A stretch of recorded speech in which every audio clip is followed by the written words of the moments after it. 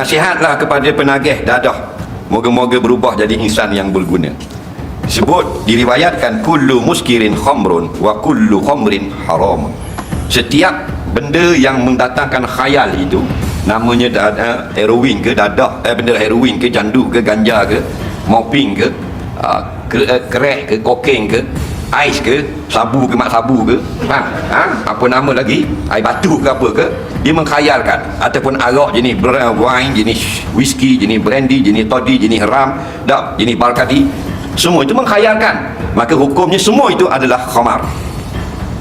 Jenis minum, jenis cocok, jenis bakar buah tak sudu, tarik bahan tekak, jenis pil ekstasi, pil kuda, pil kera, pil embu, yang jenis mengkhayalkan, untuk mengkhayalkan, hukumnya sama macam minum arak. Wa kullu khamrin haram. Nah, 3 golongan yang tidak akan masuk syurga. Nabi sebut salah satunya mudminul khamri, orang yang kekal menggunakan benda-benda yang mengkhayalkan sampai mati. Nampak? Tapi kalau dia bukan jenis kekal sampai mati, dia nisak, lepas tu dia bertaubat kepada Allah, dia ahli syurga. Akta penyalahgunaan dadah dan bahan rawatan dan pemulihan sedang digubal bagi mengurangkan kesesakan tahanan di penjara. Ia dijangka dibentangkan di Parlimen tahun ini. Akta itu antara lain menetapkan pesalah berkaitan dadah dengan jumlah yang sedikit akan ditempatkan di pusat pemulihan, bukannya penjara. Bila akta baru ini digubal, diluluskan di sini, dilulus Dewan Negara, diwartakan untuk kita laksanakan. Dewasa ini masalah keruntuhan akhlak di kalangan masyarakat semakin mencemaskan dan semakin rumit untuk ditangani.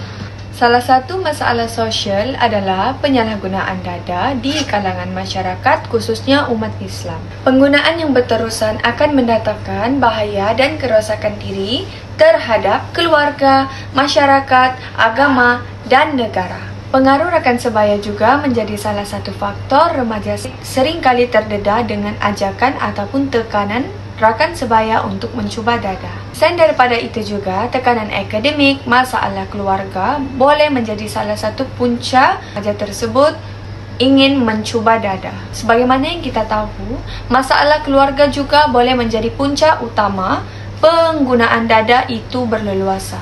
Hal ini kerana tekanan emosional di dalam kalangan keluarga.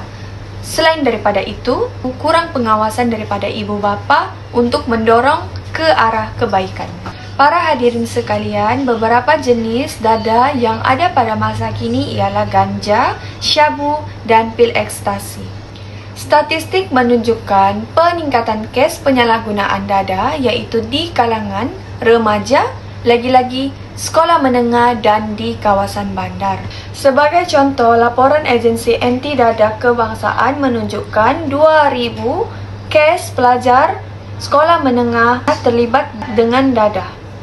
Dengan kebanyakan kes berlaku di kawasan bandar, terutamanya Kuala Lumpur dan Johor Bahru.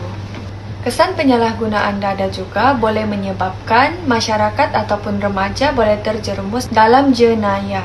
Hal ini kerana masyarakat ataupun remaja sudah ketagi dengan dadah tersebut. Dan daripada itu, kesan penggunaan dada juga boleh menyebabkan kecelaruan minda, seperti masalah mental yang kronik.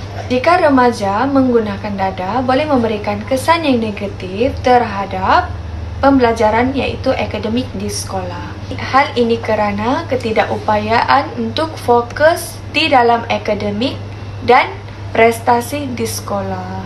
Masalah penggunaan dada hendaklah dihapuskan dan ditangani segera. Hal ini kerana jika masalah penyalahgunaan ini berpanjangan, peratus peningkatan penyalahgunaan dada akan semakin meningkat.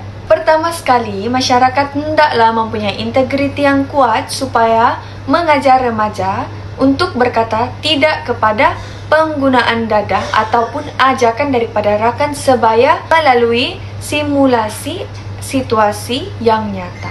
Selain daripada itu, masyarakat haruslah mempunyai tanggungjawab untuk menubuhkan kelab sokongan anti dada ataupun rakan sebaya untuk memberi bantuan dan motivasi kepada remaja di luar sana.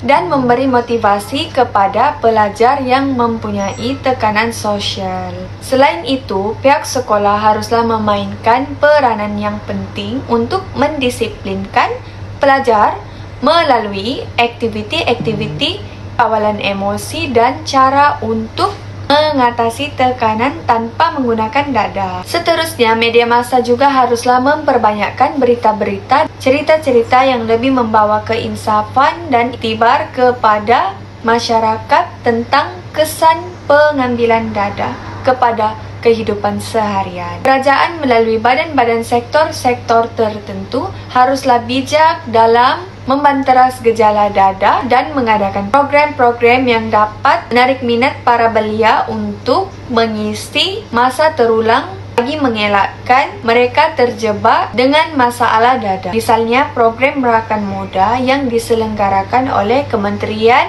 Belia dan Sukan. Kempen kesedaran haruslah diadakan oleh pihak kerajaan dan swasta dengan melibatkan kumpulan remaja yang sering terjerumus dalam penyalahgunaan dada. Manakala ibu bapa haruslah menjadi contoh yang baik untuk anak-anak. Selain itu, ibu bapa juga haruslah memainkan peranan yang penting untuk menceritakan kepada anak-anak tentang buruknya penyalahgunaan dada. Di samping itu, remaja juga haruslah sentiasa mengikuti aktiviti-aktiviti untuk menyihatkan badan, seperti bersukan, beriadah, supaya dengan aktiviti tersebut remaja tidak senang terjerumus dalam penggunaan dada. Portofolio ini bertujuan untuk memberi kefahaman yang mendalam dalam penyalahgunaan dada di kalangan remaja sekolah menengah melalui usaha bersama intuisi-intuisi pihak pendidikan, ibu bapa, masyarakat, dan pihak berkuasa. Masalah ini dapat ditangani secara efektif untuk melahirkan generasi muda yang bebas dadah dan lebih berintegriti. Jauhi dadah, tanggung jawab kita, hidup bahagia, negara sentosa.